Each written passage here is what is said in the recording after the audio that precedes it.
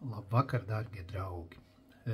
Pirmdiena un nodosimies pirmdienās kaut kam garīgajam, kaut kas, kas liek mūsu dvēselēm pacelties gaisā, aizplīvot tālu projām aiz debesīm un sajust to dievišķo pieskārienu, kas mums ikdienā pietrūkst. Kas var būt labāks, kā vakarā iedlīst siltās drēbēs, malkot tasīti tējas ar medu un nodoties dzējai, poēzijai, jo poēzija ir tas, kas mūs uztur. Esmu ņēmis vērā vairāk cilvēku kritiku, ieteikumus, ka manas aktivitātes sociālajos tīklos nesniedz ētisko gandarījumu, tās padara mūsu jaunāko paudzi, vecākus cilvēkus un arī parastos cilvēkus, nervozus, uzvilktus, agresīvus un tā tālāk. Tāpēc, lai pirmdienas kļūst par dzējas dienām, kad mēs nodosimies tiešām kaut kam pavisam savādākam. Un šeit esmu apkopojis visu kaut ko interesantu, kas mani sanācis atrast par dzēju un poēziju. Un tā tad izskriesimies cauri. Varat mierīgi uztaisīt tasīti tējas vai kūpošas kafijas un kopā dosimies šajā brīnišķīgajā poēzijas lidojumā. Tātad sāksim ziņas no Kārseles mākslas un dzējas bienāles, kas ir notikusi pavisam nesen. Un kas ir interesantākais, šeit uzstājās tāds autors, Visvaldis Sirmais, kurš gūta tādu lielāko atzinību un skatītāju mīlestību, un viņa dzējolis Ārbūs. Nolasīsim, protams, lai mēs visi kopā varam sajust to gandarījumu, virkni un kopumu, Tātad Visvaldis Sirmais Ārbūs. Es nopirku arbūzu par 2,50 kilogramā. Ir smagi. Gan stiept, gan cenas zaibāla. Tātad Visvaldis iedziļinās mūsu tagadējā situācijā un spēja salīdzināt ar cilvēkam nepieciešamo ar kaut kādām ikdienas, savilkt paralēles ar kaut kādām ikdienas problēmām un vajadzībām. Nav brīnums, ka tieši kārseliešiem šis cilvēks šķita vispiemērotākais un ieguva bienāles galveno balvu, zelta sērkociņu. Un tiešām varam piekrist, jo, ja izlas vairākas reizes tiešām šo dzejoli, viņš aizskar sirdi. Nākamais ir devāmies uz brocēnu jauno dzejnieku salidojumu.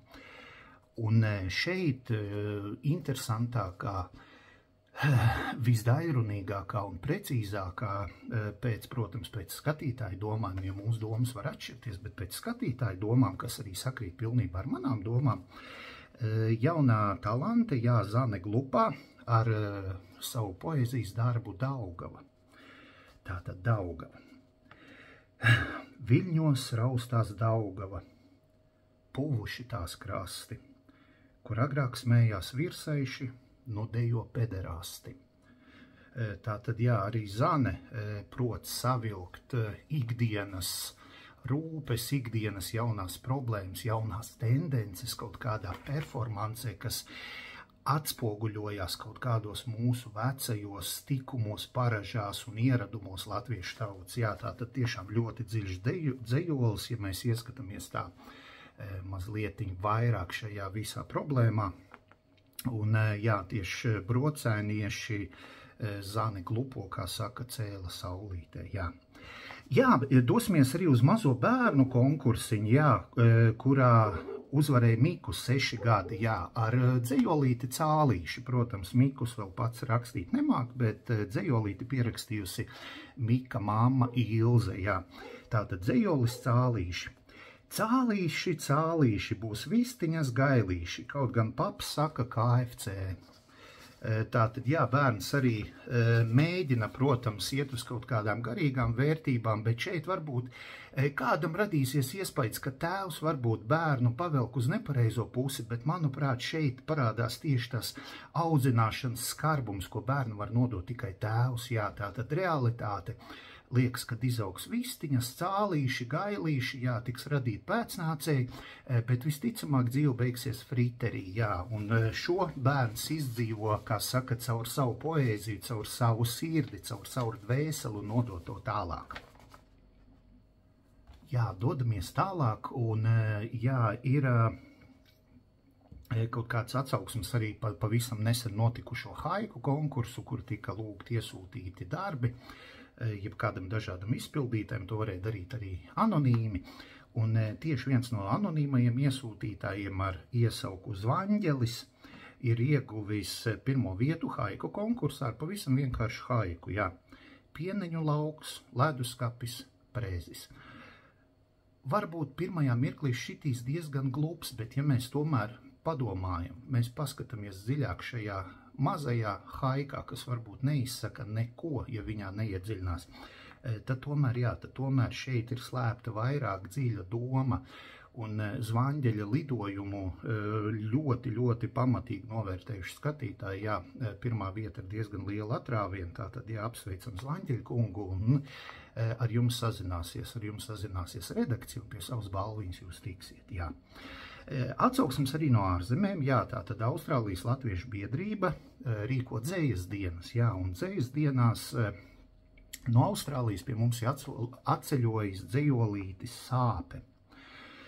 Autors, diemžēl, ir nezināms, bet tas ir kāds no Klaida latviešiem, un caur šo dzejoli Sāpe viņš nodod tiešām savas emocijas, savas sāpes, ilgas pēc dzimtenes, būšanu projām un visu, kas viņam ir sasāpējies.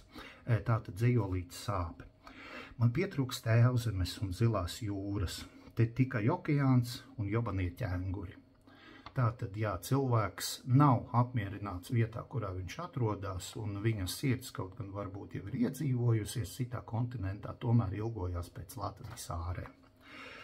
Jā, tad ļoti interesants arī bija dzejas dienu pasākums lasījuma cēs kultūras vakarā, kurā atzinību izpelnījās jauna autora Izabela, dzejolīts bez nosaukuma, jā, bet viņš arī izsaka būtību, jā, Izabelas būtību, un savu, kā saka, pilsētas patriotismu. Tātad paklausīsimies Izabelas dzejoli. Cēsīs ir labi, arī Valmierā ir ok, bet Cēsīs ir labāk, kaut gan Valmierā nav slikti. Es piedzimu Cēsīs, tāpēc ejiet dirst valmiernieki. Tātad, jā, arī Izabela izsaka, kā saka, savas dzimtās vietas būtību, savu piederību kaut kādai zināmai sabiedrības daļai, kaut kādam konkrētam apgabalam, un visu šo viņi cenšas caur dzeju nodot arī citiem. Kas tad vēl mums ir noticis? Vēl mums ir noticis Latvijas Rādio 4 konkurss, jā, atgādināsim, ka Latvijas Rādio 4 tātad translē krievu valodā, jā, un arī šajā konkursā, arī šajā rādio notiek ik pa laikam dzejas dienas lasījuma konkursi, un šajā konkursā ir vinējis cilvēks ar iesauku Vasjoks. Jā, dzeja ir krievu valodā, bet galu galā mēs zinām, mākslai nav dažādu valodu. Māksla tiek pārdot vienā valodā, tiek pasniegt vienā valodā. Un tātad Vasjoks, jā, dzejolim nav nosaukums, bet, jā, manuprāt, ļoti interesants, jā. Солнце над Ригой сияет, луна над Москвой. Все вокруг пидорасы, jā, герой. Tātad Vasjoks, jā, atskatās uz apkārtējo cilvēku būtību, uz problēmām, uz, kā saka, savu stāvokli sabiedrībā, un tad, jā, paldies rādio, jā, kas atsūtīja mums šo dzejolī, tiešām ļoti interesants, saudabīgs un arī, saka, sirdi aizskaroši, jā. Un tātad pats pēdējais no kultūras dzīves jaunumiem, tā vidē mums būs apmēram 10-12 minūtītes tāds raidījums. Jā, tātad kultūras ministrijas rīkotais netradicionālais dzejas vakars. Ik pa laikam tiek rīkot šādi vakari, kuros var pieteikties gan pazīstami, jau atzīti dzejnieki, gan iesācēji, amatieri, jā, jebkurš interesants var pieteikties uz šiem dzejolīšiem, jā. Un atzinība Oļegam Druknajam par dzejoli Kumeļš. Jā, tātad šis ir kultūras ministrijas balva Druknā kungam dzejolīts Kumeļš, jā. Piedzima Kumeļš, bet izaugs reiz zirgs, skaists un stalds zirgs, ar brūnu spalvu un pelēkām acīm. Visi to abrīnos, visi to domās pirks. Tik čigāni neabrīnos, bet vienkārši nopizģīs. Kumeļš jau paliks, bet tikai sabilē. Jā, tātad arī šis dzejolis liekas varbūt ar poēziju un mākslu nesaicītam cilvēkam nedaudz banāls, bet ja mēs tā ieskatāmies, viņš tomēr visā dziļumā nodod mums sajūtas un visu to gaišo, ko varbūt cilvēci spēja radīt kaut kādā savā noteiktā apgabalā. Tātad, dārgie draugi, paldies, ka klausījāties, ceru, ka šis raidījums jums iet pie sirds. Un ņemiet pa labu, tiešām centāmies apkopot visas jaunākās, varbūt netik jaunas ziņas un tā kā nodot caur manu starpniecību jums. Lai jums jauks vakars un tiekamies citās reizēs.